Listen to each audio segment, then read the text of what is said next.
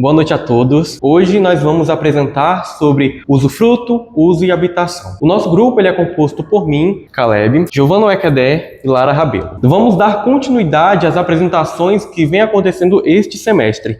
Em específico, a gente vai falar sobre o usufruto, os conceitos e a constituição deles. Para introduzir aos direitos reais de gozo que a gente vê no usufruto, uso e habitação, a gente precisa contextualizar onde cada item ele é especificado.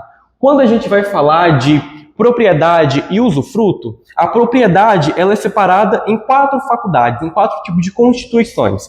Usar, gozar, dispor e reivindicar.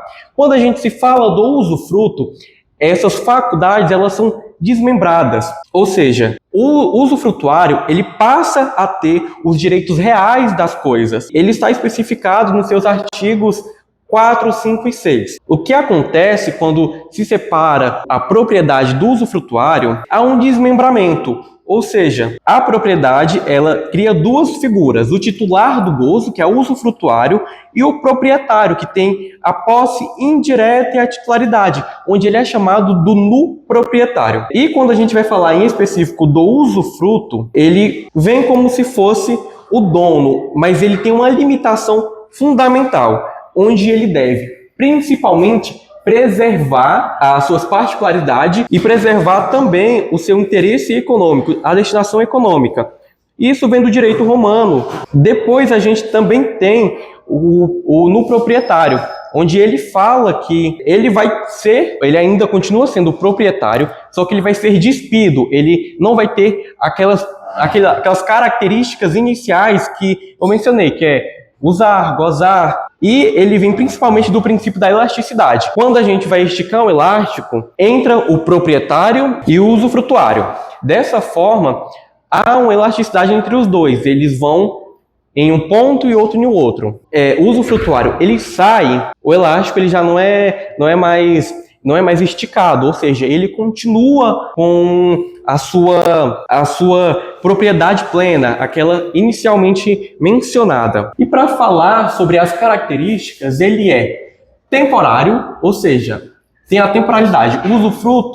O usufrutuário, ele tem que ser constituído em pessoa física, ele vai ter vitalidade, ou seja, o usufruto, de fato, ele só vai poder ser extinguido quando essa pessoa física morrer. Quando se passa para a pessoa jurídica, tem que ser até 30 anos para ele poder essa temporalidade. Aí vem a inaliabilidade e a acessibilidade. Ou seja, o usufruto ele é extremamente pessoal, ele há uma pessoalidade nisso, ou seja, ele não pode ser vendido. No entanto, o usufruto ele pode explorar o exercício economicamente do título, ou seja, ele pode alugar o local onde está sendo feito o usufruto. E a gente tem a penhorabilidade. Como vocês podem ver, na segunda característica, tem um poder econômico, ou seja, se o usufrutuário ele tem dívidas a pagar, o usufruto ele é passível de penhora. E também tem o erga omnes,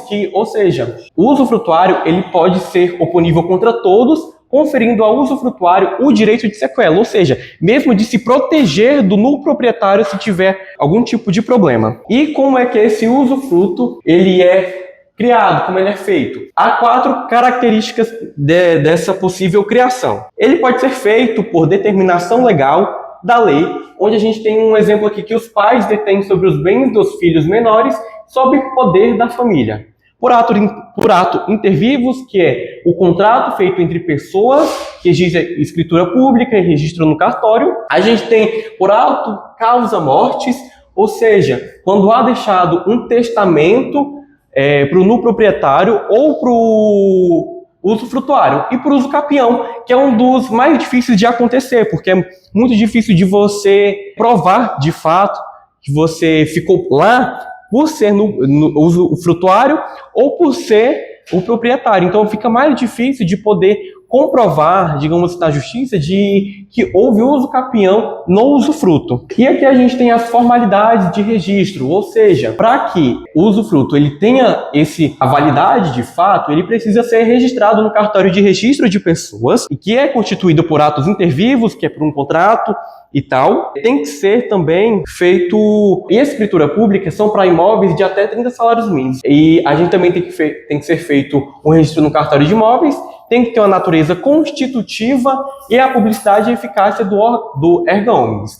Agora eu passo minha palavra para a Giovana para ela dar continuidade na apresentação e falar sobre direitos e deveres do usufrutuário. Bom, dando continuidade, eu vou falar sobre os direitos e deveres do usufrutuário, que no artigo 1394 do Código Civil, ele lista alguns direitos todos, né?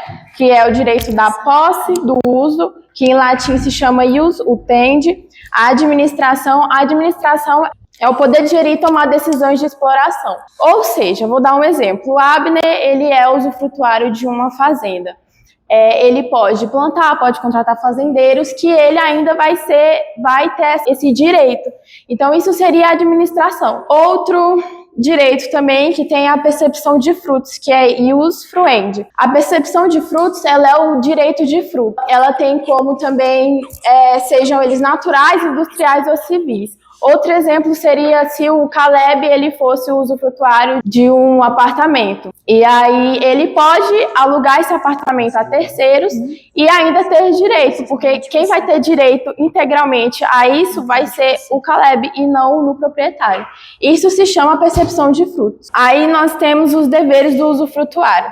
Os deveres, eles protegem o proprietário, que são inventariar, listar e avaliar detalhadamente os bens antes de receber, dar caução, que é prestar garantia se o proprietário exigir. A conservação é manter os bens intactos, é você cuidar deles para que devolva da mesma forma para o proprietário. O pagamento são as despesas ordinárias e os tributos, como o IPTU. A restituição é devolver a coisa ao final do usufruto. Quais são as causas de extinção do usufruto? No artigo 1410 do Código Civil, lista todos, que são a morte, como o Caleb já citou, a morte do usufrutuário é um direito personalíssimo. Com a morte do titular, da pessoa física, pode se extinguir o usufruto e não pode ser passado de herança. A gente tem também o termo de duração, que é o fim do prazo que foi determinado lá no documento da Constituição. A extinção da pessoa jurídica, que também o Caleb citou, ela pode ocorrer pelo discurso do prazo de 30 anos da sua Constituição. Tem a destruição da coisa. A destruição da coisa é se a coisa perece, o direito também sobre ela perece. A consolidação, quando a mesma pessoa reúne as qualidades do usufrutuário no proprietário.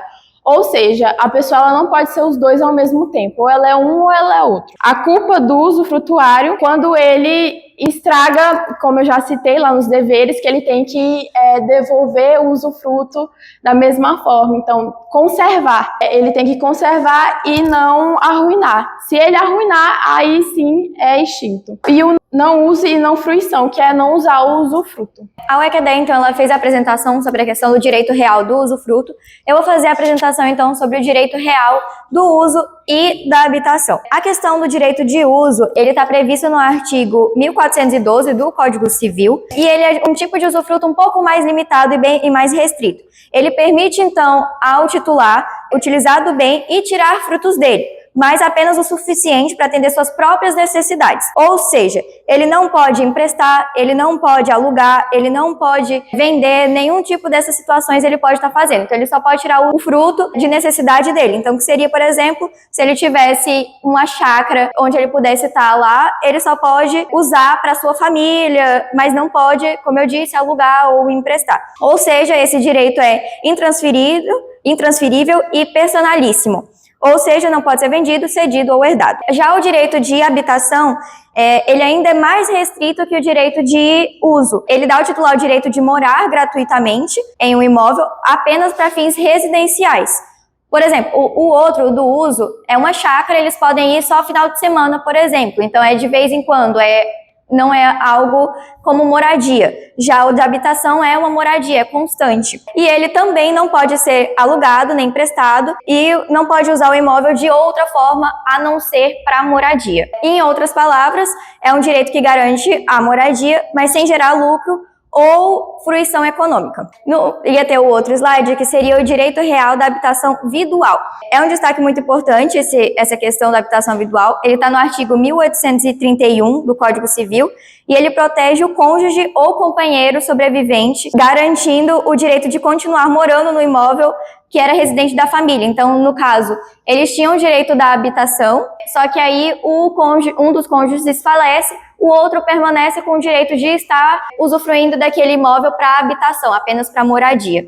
Segundo o STJ, esse direito existe independente do regime de bens e mesmo que existam outros imóveis desde que ele cumpra a sua função social de garantir moradia ao sobrevivente. Assim, o direito de habitação vidual representa uma proteção social e afetiva, que assegura o lar para as pessoas que estão passando por uma situação de necessidade, que no caso que é a perda de um cônjuge. Nós conseguimos aprender um pouco sobre o que significa cada um deles, né? E vamos falar um pouco sobre as suas diferenças. De uma forma geral, né? Então, o que caracteriza o usufruto, né? A pessoa ela tem direito àquela residência e ela pode usufruir de tudo aquilo que aquele imóvel, por exemplo, proporciona. O uso ele já é diferente, né? Você tem direito a morar, a habitar naquela residência, mas você pode usufruir apenas o que for para o seu sustento. Você não pode extrair renda a partir daquilo. E a habitação, você reside, mas você não pode extrair nenhuma renda a partir daquilo. Então, só para finalizarmos, nós temos essas diferenças e a semelhança é que nenhuma se caracteriza por tempo permanente. Todas são por tempo limitado, mesmo que seja até o período de vida da pessoa beneficiada. E é isso, nós queremos agradecer pela atenção e pela disponibilidade de todos. Se alguém tiver alguma dúvida, estamos à disposição para respondê-las. Muito obrigada.